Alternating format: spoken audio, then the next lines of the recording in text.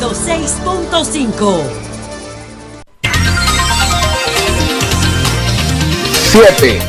7 en punto de la mañana. Buenos días, dominicanos, dominicanas, ciudadanos, ciudadanas del mundo. Julio Martínez Pozo. Los comentarios de los temas más importantes en el programa de mayor influencia de la radio y la televisión nacionales. En este jueves 25 de junio, año 2020, buenos días a todo el equipo del Sol de la Mañana, toda la audiencia de Sol, la de Telefuturo, Canal 23, y a partir de las 9 de la mañana, los canales Teleuniverso de Santiago de los Caballeros y el Canal 24, que pues están en la transmisión del Sol de la Mañana, esos dos canales a partir de las 9. Ahora, por Telefuturo, Canal 23, y por todas las frecuencias de Sol que cubren plenamente todo el territorio de la República Dominicana, que esa es una de las cosas que plantea una realidad mediática totalmente distinta a la que algunos se imaginan y por la que es difícil que algunas conspiraciones pues puedan servirse con la cuchara grande sin tener un contrapeso. Entonces, señores, vamos con los temas que vamos a desarrollar en el día de hoy. El protocolo de seguridad para el sector turístico ya está. La Junta Central Electoral reitera la caótica situación que tendremos con de 30 a 50 delegados en un recinto. La advertencia de Valdés Albizu a los acumuladores de divisas. Entonces, el señor Paliza confirma mi enfoque. Y finalmente, Mark Payne, el mismo conciliábulo, forma parte del mismo conciliábulo, aunque Mark Payne, dentro del mismo conciliábulo, preservó una verdad de la que hablaremos al final de este tema.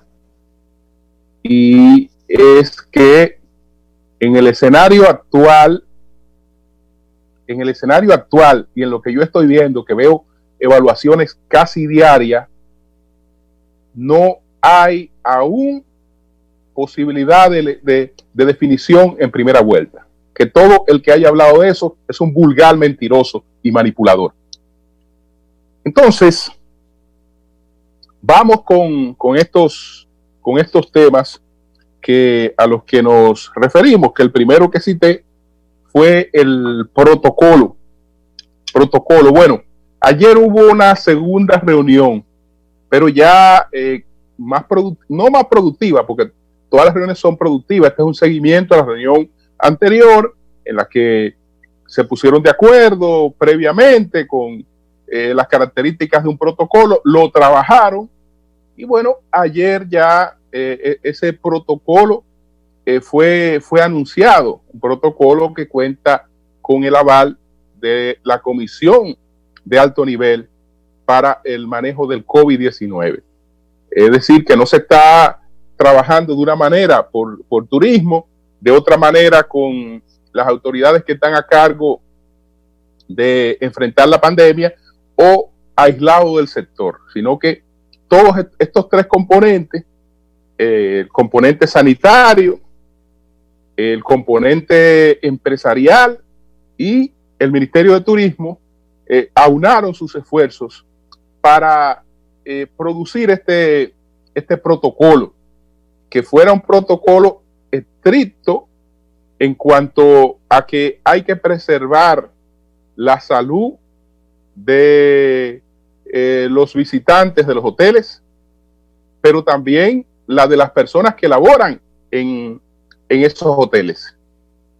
y hacer todo lo necesario sin ir a situaciones que sean imposibles, pero todo lo necesario, porque eso permitirá que la economía dominicana ya vaya buscando otro elemento importante de reactivación. Entonces yo saludo este encuentro de ayer, que lo encabezó el ministro de Turismo, Francisco Javier García, y entonces ahí estaban por azonadores su presidenta, que es Paola Ranieri, y su vicepresidente ejecutivo, que es Andrés Marrancini. Entonces ya tenemos un protocolo, y la otra noticia es la ratificación de que se arranca el día 1 de julio. Eso es un hecho ratificado, que las medidas de posposición de una fase no lo van a afectar. No lo van a afectar, porque ese es un sector que tiene su propia dinámica. Tiene su propia dinámica, y entonces no hay razón para que se dilatara más allá por la advertencia que había hecho también Fran Rainieri, que se dilatara más allá de julio. Así que, señores, vamos a colaborar todos con esa apertura. Ayer, y ya ahí entro en otro tema, yo traté lo de el asunto este de la decisión del Tribunal Superior Electoral, que obliga a que se cumpla la ley orgánica del régimen electoral en cuanto a que esté un delegado y un suplente por cada nivel de elección.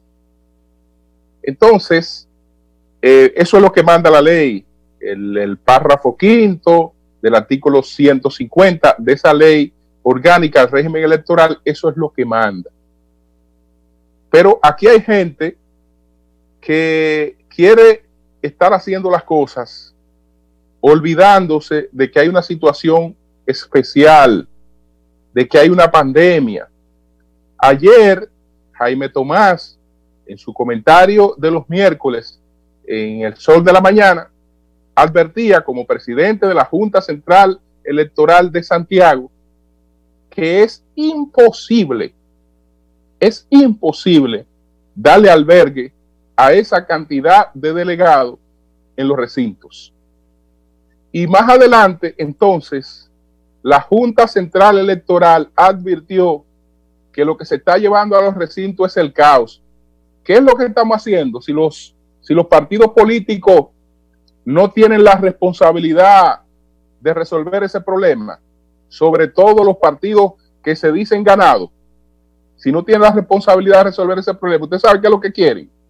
Que a las 7 de la mañana no se esté votando en los centros de votación, porque a las 7 de la mañana lo que vamos a tener es un caos. Es un caos porque se va a presentar a aulas de 50 metros, se van a presentar entre 35 y 50 personas, contando también las que forman parte del personal de la Junta Central Electoral, y eso es imposible darle albergue. Es imposible darle albergue. Entonces, ¿qué hacer?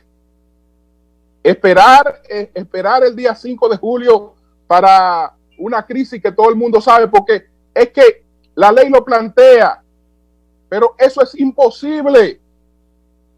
Y sobre todo en estas circunstancias es criminal.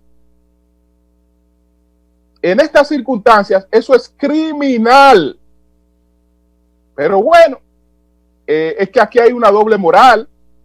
Yo quiero las elecciones, son los otros que no la quieren, son los otros los que quisieran que no haya elecciones, pero al mismo tiempo boicoteo la posibilidad de que esas elecciones transcurran en paz y con normalidad, porque eso que ha hecho el PRM, porque usó otra de las franquicias que está apoyando a Luis Abinader, pero eso es un tema del PRM, que lo había planteado en la Junta Central Electoral.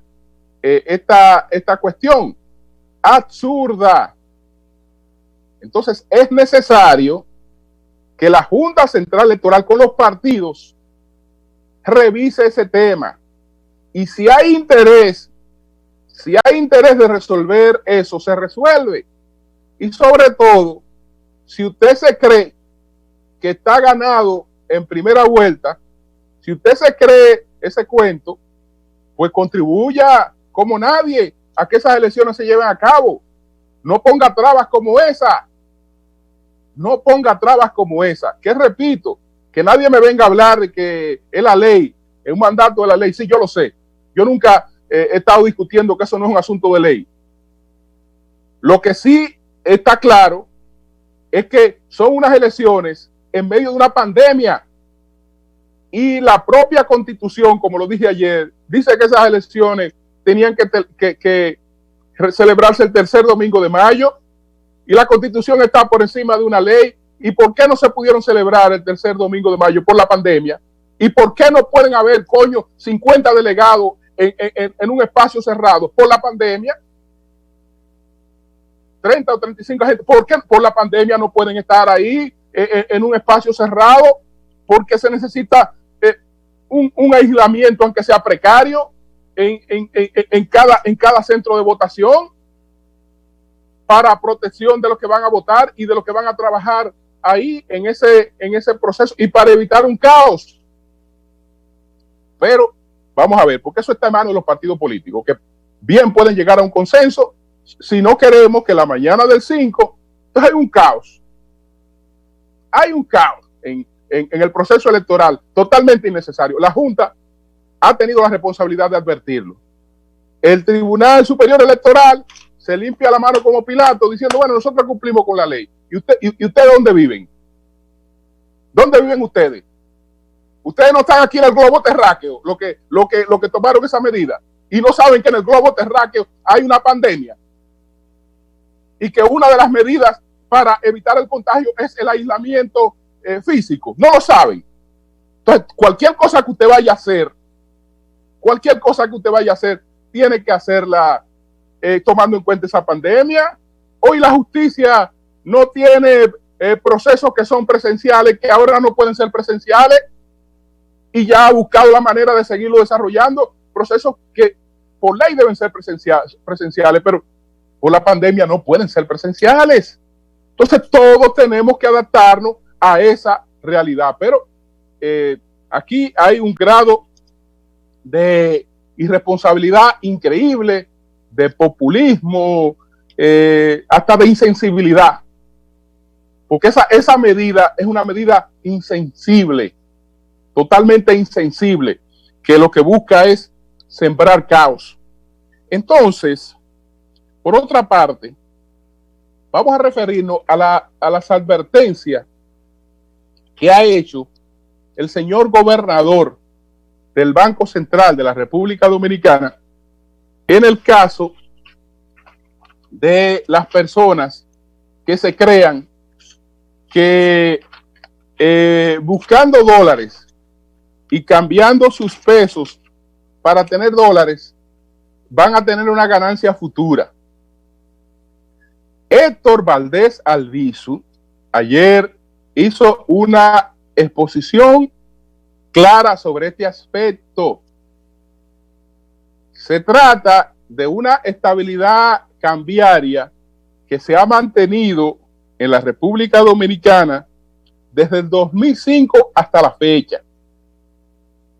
Que ahora hay una coyuntura que todo el mundo sabe que creó un límite en la generación de divisas, porque hay sectores como el del turismo que ahora arranca de manera paulatina el día 1 de julio, que son generadores de divisas.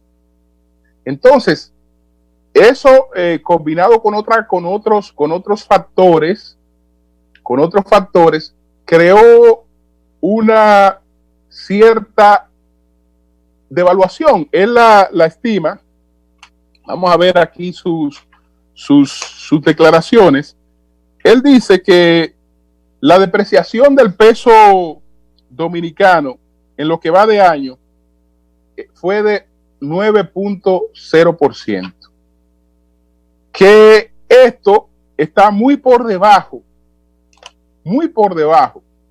de lo que ha ocurrido en Argentina, en México, en Colombia, en Brasil. Entonces, dice que además de la baja en la cantidad habitual de divisas, más de 300 empresas e instituciones han incrementado sus compras de divisas en más de un 50% con respecto a lo observado en igual periodo del 2019. Por eso el Banco Central ha tenido que inyectar al sistema 3.300 millones desde inicio del 2020. Esta reacción del Banco Central de la República Dominicana ha permitido mantener la estabilidad relativa del tipo de cambio y evitar movimientos bruscos de la moneda que afecten el buen funcionamiento de la economía. Entonces, señores, estamos hablando de apenas una depreciación de 9.0% en medio de una crisis que no es solo sanitaria, en medio de una crisis económica mundial, que es la crisis económica mundial generada por la crisis sanitaria del coronavirus, donde todas las economías y todas las monedas han experimentado situaciones difíciles. La moneda dominicana ha vivido coyunturalmente esa situación. Lo que él está advirtiendo, que en poco tiempo eso se irá revirtiendo, que no es buen negocio acumular divisas, que los que lo están haciendo van a tener pérdidas, porque hay algo de lo que usted debe estar claro. Mientras ese señor esté ahí, es un garante de la estabilidad monetaria. Es un garante y lo ha sido siempre. Y no es verdad que va a permitir irse de ahí, si se tuviera que ir, con su principal prenda, pues, digamos, desvirtuada. Esta ha sido también una virtud de los gobiernos del Partido de la Liberación Dominicana.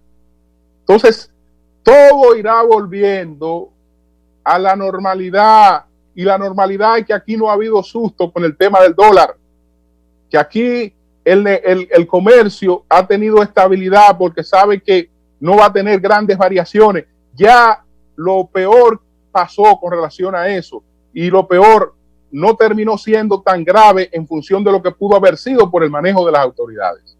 Entonces, ya a partir de lo que viene ocurriendo con una cierta reapertura y una cierta normalidad de la economía, las cosas vuelven a su nivel, porque aquí no había razones de otra naturaleza para esa situación que se estaba produciendo con el dólar. Entonces, ahí están advertidos los que quieran escuchar, y los que no quieran escuchar, que se arriesguen a perder su dinero. Porque el que le ha hablado, que es Valdés Albizu, es una persona que yo creo que es la de la más alta credibilidad que pueda haber en ese aspecto. Entonces, bueno, vamos con los dos temas que voy a tratar finalmente. Los dos temas. Ayer, el presidente del PRM no hizo otra cosa que confirmar lo que yo vengo planteando desde el principio de semana. Todo este conciliábulo que se ha dado con las encuestas mediáticas y con la alteración de esas encuestas para simular una realidad de supuestos resultados en primera vuelta, todo esto tiene el objetivo de producir una crisis postelectoral si los resultados fueron distintos. Entonces ayer, cargado de prepotencia, el presidente del PRM, ya ganado con toda la petulancia del mundo, dice prácticamente que quien decide las elecciones no son los electores, porque hay una democracia, y en una democracia la gente va a votar, y la gente no va a votar por quienes le hayan mandado a votar lo que han articulado esto. La gente va a votar en función de sus preferencias, y son las preferencias las que van a indicar cuál es el resultado de las elecciones, y a ese resultado tenemos que acogernos todos, porque es una democracia. Ah, caramba, si los resultados no son eso, entonces hubo fraude y habrá desconocimiento de las elecciones. Ah, caramba, pero ¿y cómo puede hablarse de esa manera? ¿Y cómo se puede irrespetar de esa manera a la gente que tiene la decisión en sus manos? Ah, pues entonces ya la decisión está tomada. Ya lo que hay entonces es que tomar los números de esa conspiración y darlo por real, y eliminar el derecho que tiene la gente a ir a determinar el día 5 quiénes son las autoridades que prefiere. Entonces, ya ustedes ven cómo a algunos se le van los humos de manera prematura a la cabeza, por no decir, y no quiero decir que se le va a otra cosa, sino que se le van los humos a la cabeza de manera prematura, y expresan lo que hay detrás de todo esto, que fue lo mismo que advertí con el único párrafo que leí ayer de el montaje del Face News de Greenberg, Diario Libre.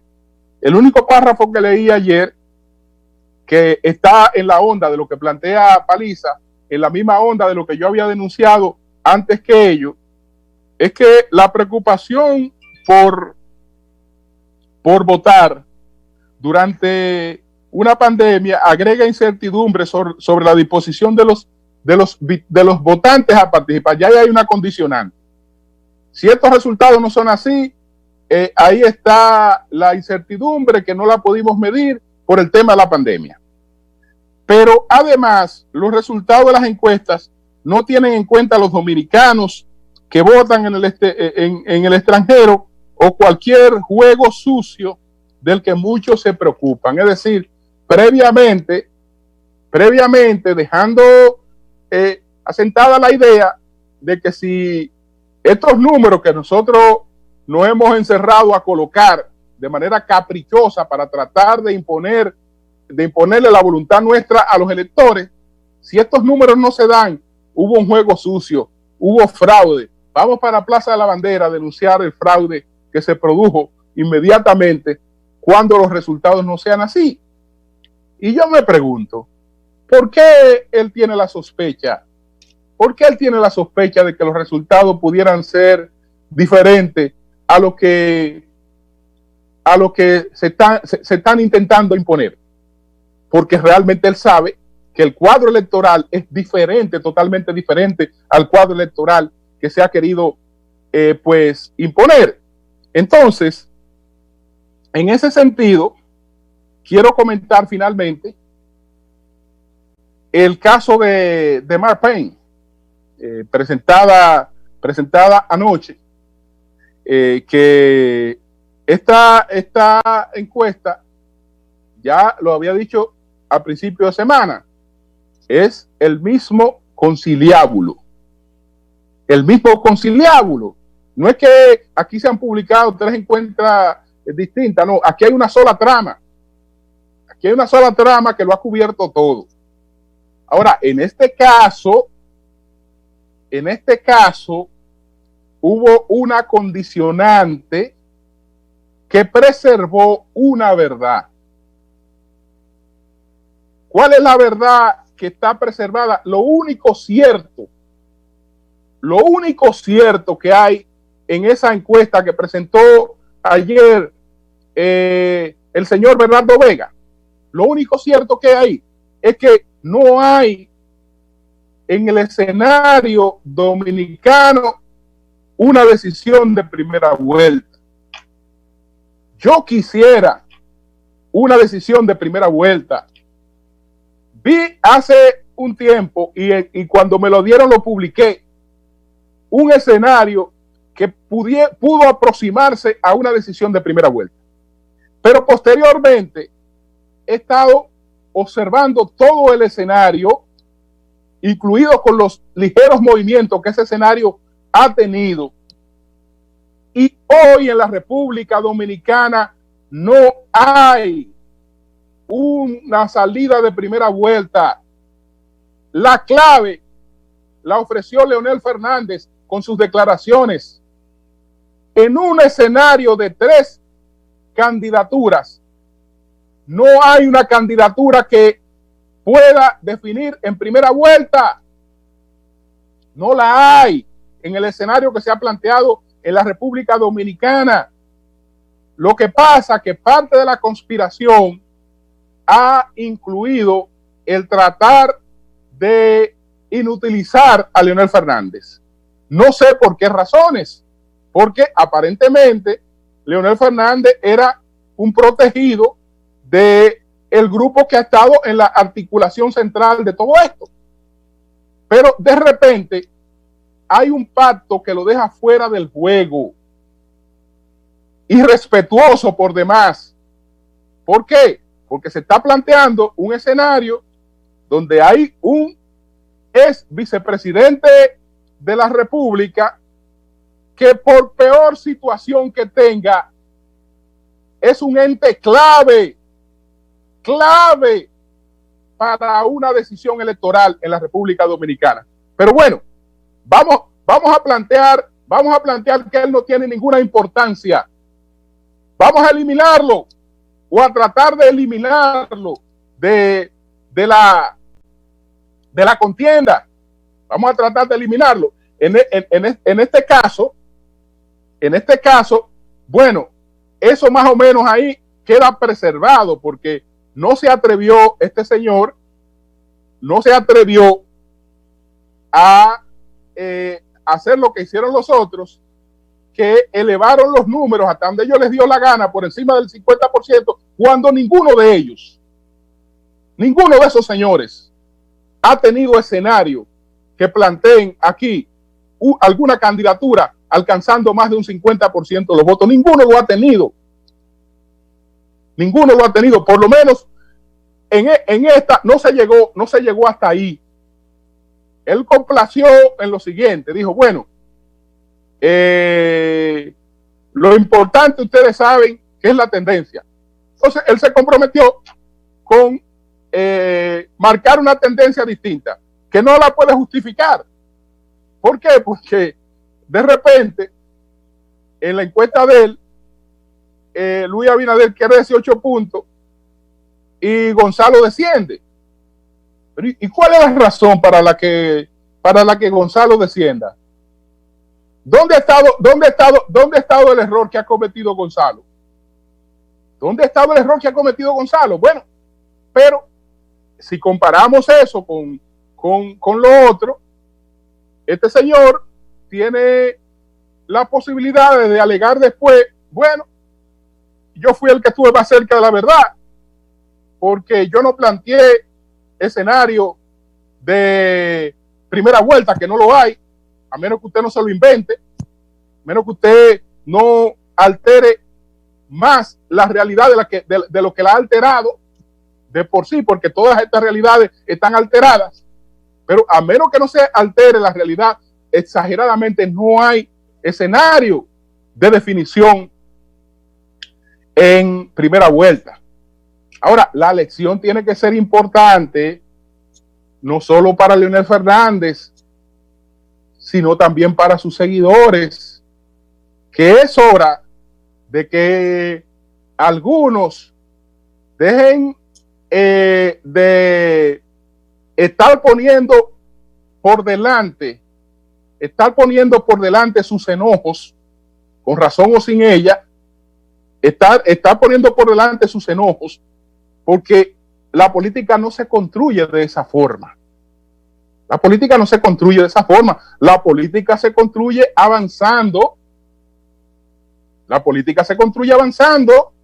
La política es el arte de lo posible, como hemos dicho en estos días, citando a Bismarck, es el arte de lo posible. Entonces, dentro del arte de lo posible, en un escenario donde se me pretende faltar el respeto con anticipación, diciéndole a mi gente que yo no soy necesario, que yo estoy fuera del juego, que ya tienen unas elecciones ganadas sin que importe qué decisión yo tome. Bueno, eso está diciendo que en términos electorales me están devaluando totalmente.